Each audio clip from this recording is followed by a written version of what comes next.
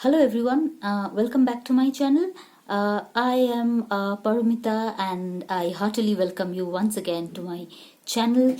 So today in this video lecture I shall be discussing another chapter of the novel Sons and Lovers. Since we have already started analyzing part 2 of the book, so today I will look at the chapter 8, which is titled as the Strife in Love. So without any further delay, let's get into the lecture. As far as chapter 8 is concerned, which is titled as the Strife in Love, but the chapter opens with a brief sketch, or a very briefly we are provided with the story of Arthur.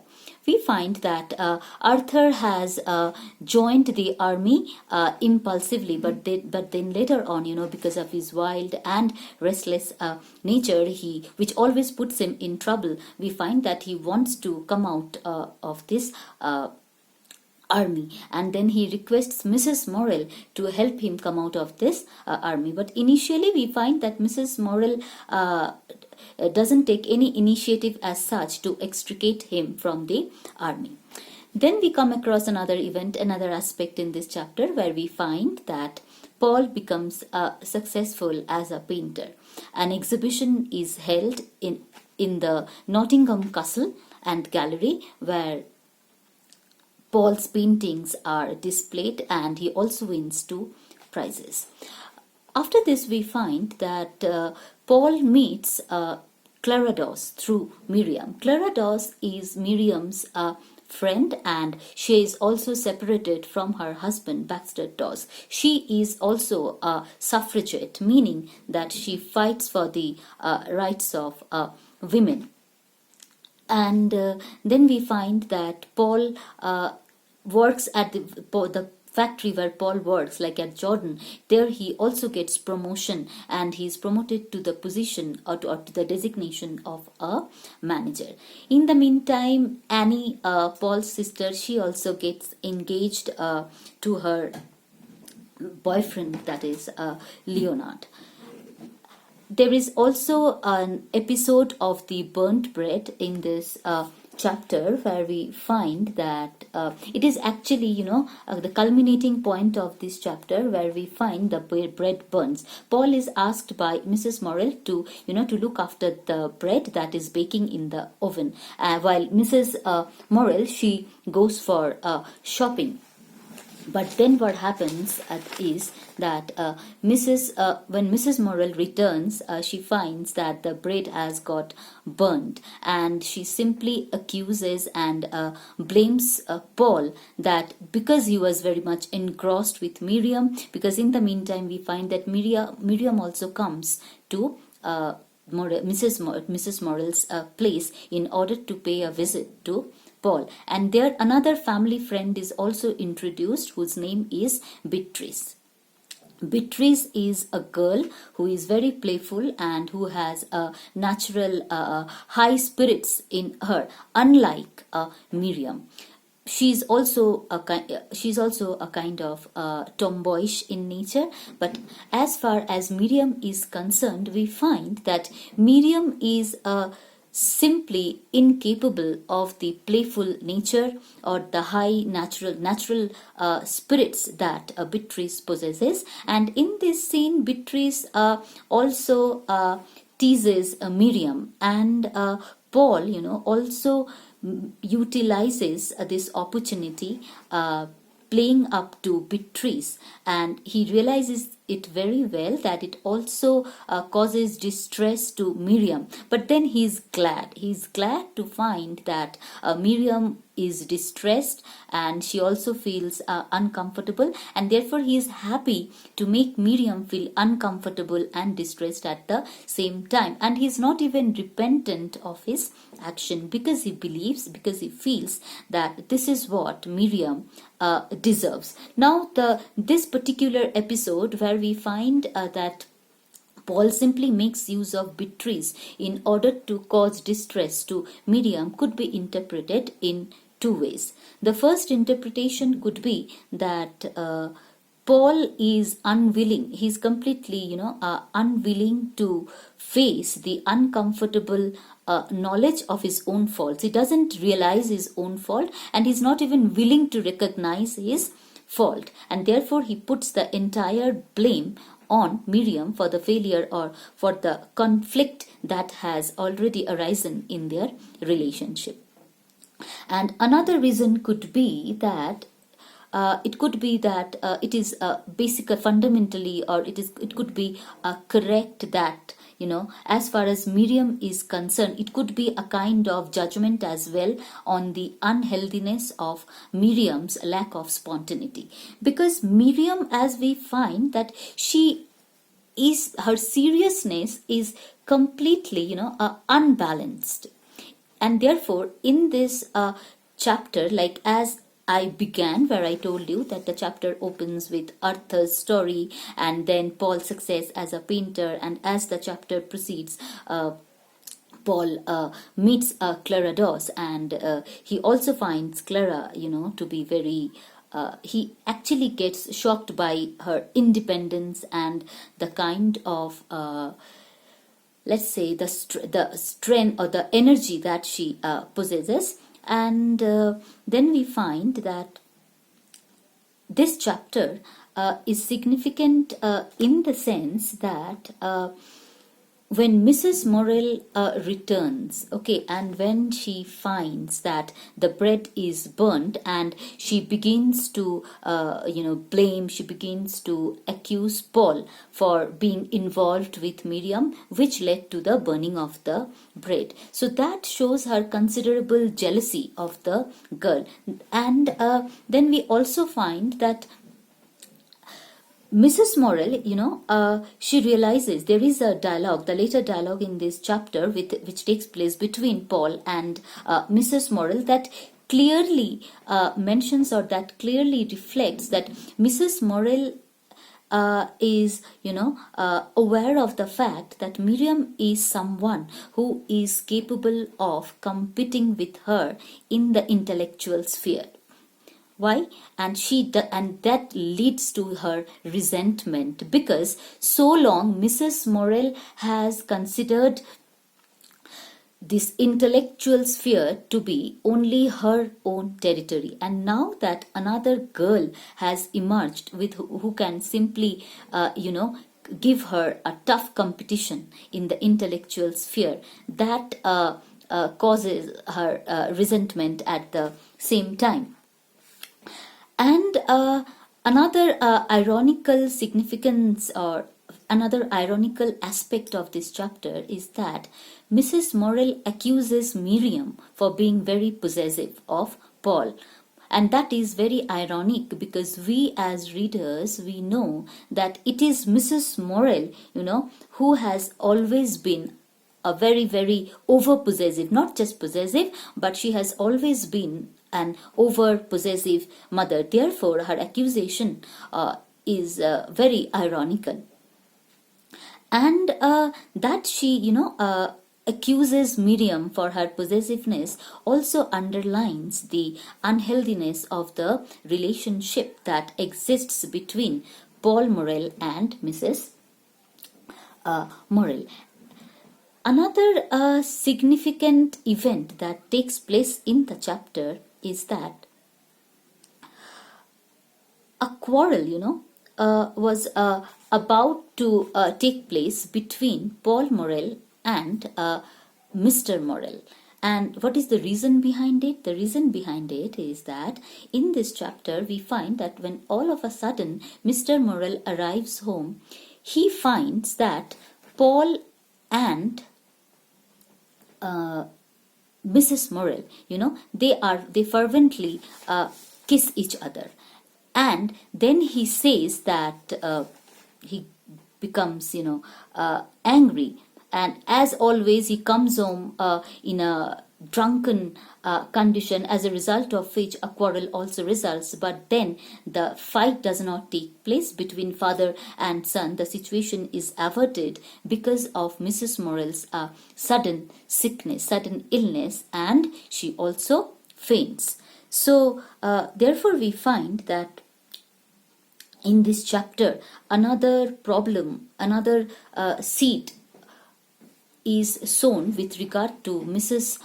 Morel's health condition. And in this chapter, Annie also informs Paul that their mother's health is not very well. She is not well at all. So basically what we find in this chapter, that all the characters, they suffer from the intensity of their love. They suffer much. As far as Paul is concerned, we find that he is not able, to accept his relationship with Miriam well. And this chapter continues to analyze the relationship of Paul and Miriam. In fact, we find that Paul is very much disturbed by two things. Firstly, he is disturbed by his inability, either to satisfy his mother's demands or to overcome the psychological barrier to a physical or spiritual relationship with Miriam. So there is a psychological barrier that does not allow Paul to form either a physical or, let's say, a spiritual relationship with Miriam, and therefore he tries to stay away from her, and although he tries his best to stay away from her, but then we find that he can't even break off the relationship, and therefore continues to be hostile, continues to be cruel to Miriam. As far as Beatrice and Miriam, these two girls are concerned, we find there is also a difference that is highlighted in this chapter with regard to these two characters, and that is Miriam is basically, she is, as far as her temperament is concerned, she is incapable. Incapable of what? That she is incapable of the playfulness, of the playful nature, the high spirits that Beatrice possesses. And as far as the fight is concerned, like I said, the important event that takes place is that when one day when Mr. Morel, in his drunkenness, in a state of drunkenness, returns home, as I told you, that he finds the son and the mother, fervently kissing each other, and Paul is almost, trembling, and then he says that at your mischief again, he said venomously. So he is his resentment of the kind of relationship, his resentment of the tenderness between mother and son has some justification, because this is something very unnatural that appears in the novel between Mrs. Morel and Paul. Therefore, there is some justification. And one more thing that I have realized is that it is very difficult, to pass a judgment either for or against any of these characters, because if we look at how they react or how they respond to each other, what kind of relationship they share with each other, we find there is a kind of reason behind their behavior. Now, as far as Mr. Morel is concerned, it is very justified on his part, to resent this kind of extreme form of tenderness or unnatural tenderness between Paul and Mrs. Morel. In fact, although he comes and he shouts at them, and Mrs. Morel retorts saying that at least she's sober, she doesn't drink, or she's not in a drunken state, but it becomes clear to readers that the kind of emotional intoxication that they are suffering from is indeed more harmful than the drunkenness of Mr. Morel, because this emotional intoxication that both Mrs. Morel and Paul are suffering from, it is actually going to damage their relationship, and most importantly, it is going to damage Paul's life forever. And although Mr. Morel is an unintellectual person, yet we find that he is able to, instinctively realize that the kind of bond that they share with each other is indeed very perilous, is indeed very dangerous. And so, although the scene is set for a conflict, that the events take place in a way that we understand that immediately a fight would ensue, a fight would follow between Paul and Mr. Morel, but this fight is prevented by the sudden illness of Mrs. Morel as she faints, and the crisis is deflected. And the very next morning we find that all the characters here, they simply try their best to forget the scene. So with this we come to the end of discussion of this chapter. And but before I end, I would just like to say a few words about the title, which says that it's Strife in Love. So Paul, like I said, that he can't, he is in a state of fix. He doesn't understand. In fact, he fails to understand his fault. He fails to acknowledge his own fault that is actually holding him back from having both a physical as well as spiritual relationship with Miriam. And in fact, he feels that Miriam, and in the following chapter, we will also find that Paul begins to feel that Miriam is actually, acting. She has become an obstacle in his devotion to his mother, and therefore he would decide to abandon Miriam forever for the sake of his loyalty, for the sake of his devotion to his mother.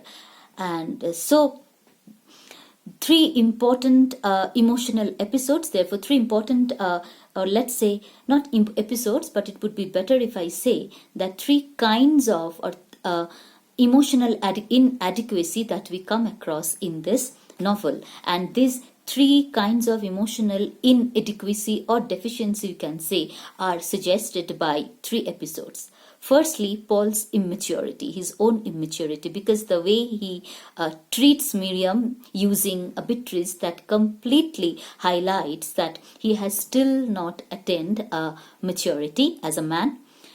Then Miriam's unbalanced emotions as well. Miriam, like I said, she's too sentimental, she's too emotional in her response to nature, in response to everything around her, and therefore, to some extent, or maybe to a greater extent, her seriousness appears to be quite unbalanced, and there, because she lacks that that spontaneity which is very much needed, or which is very much essential for a relationship to thrive. But she lacks that spontaneity, and therefore it affects the relationship between her and Paul. And finally, Mrs. Morel's possessiveness. We find that she is too possessive. With every passing day, she appears to be very, very possessive, in fact, over possessive as a mother. So these are the three kinds of emotional inadequacy that we come across in this chapter. So emotional inadequacy in the sense, now Paul, I would try to explain it a little bit, that as far as Paul is concerned, if he has been successful in behaving in a more mature manner, okay, then he wouldn't have suffered like this. He would have easily been able to accept his relationship with Miriam. As far as Miriam is concerned, if Miriam has been able, to just lessen her level of sentimentality or her seriousness, then it would have also helped their relationship. As far as Mrs. Morel is concerned, if she has not been so possessive of her sons, then it would have allowed them to have a healthy relationship, and it would have also helped Paul as well as William, who is no more, to have a beautiful life of their own. But then we find that these characters suffer from their own emotional inadequacies, and this inadequacy, this respective inadequacy on their part, in turn, it affects them, it affects their relationship. So on this note, I would say that there must be some sort of moderation or moderate behavior, for every individual. Anything excessive is indeed very, very harmful for any relationship. So that's why the title is The Strife in Love, or the struggle or the conflict in love that Paul Morel faces. And that justifies the title as well. So with this, I come to the end of discussion of this chapter. I hope you find the lecture helpful. So if you really like it and find it helpful, do like it, share it, and please don't forget to subscribe to my channel. And on this note, I would simply sign off and will be back soon with another video on the next chapter of Sons and Lovers. Until then, bye bye.